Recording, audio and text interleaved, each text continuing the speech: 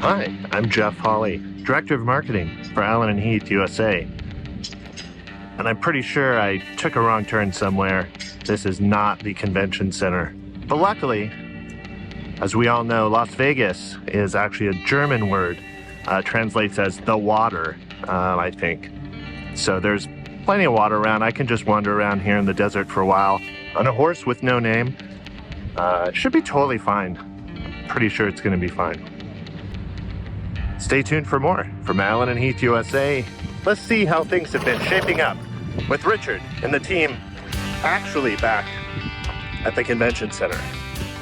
Thanks, Jeff. We're here at the Allen Heath booth here at NAB 2024, and I want to show you some tips and tricks on some Allen Heath consoles before the crowd comes in and starts crowding them. So a question that I get pretty often on dLive is what's the difference between a send and return effect versus an inserted effect? And this really applies to all Allen Heath consoles. So if you'll come in with me, I'll show you the difference.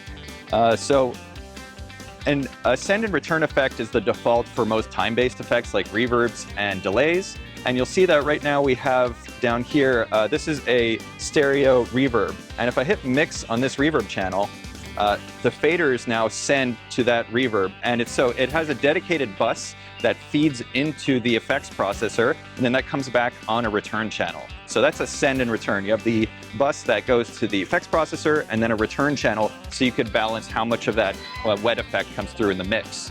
But the other option is to insert an effect on a specific channel. So there's two ways to do that. One way is to go to the back panel of the effect. So we'll hit back panel here and see right now it's set to mix return. Let's change that to insert. And now, so that each channel on dLive has two insert points, insert A and insert B. So let's use insert A on channel 1, the kick for some reason. And let's hit apply. And now you'll see that the bus disappeared because there's no longer a dedicated bus feeding this effects rack. It's now inserted on the kick channel. So I could select the kick channel, go to insert A, and there's my reverb. So now it's applied exclusively to this kick channel. So that's the difference between an inserted effect versus a send and return effect on all Allen Heath consoles. So here's another great feature on our new CQ series. We're looking at the CQ AT&T over here, and it has a feature that's called Gain Assistant.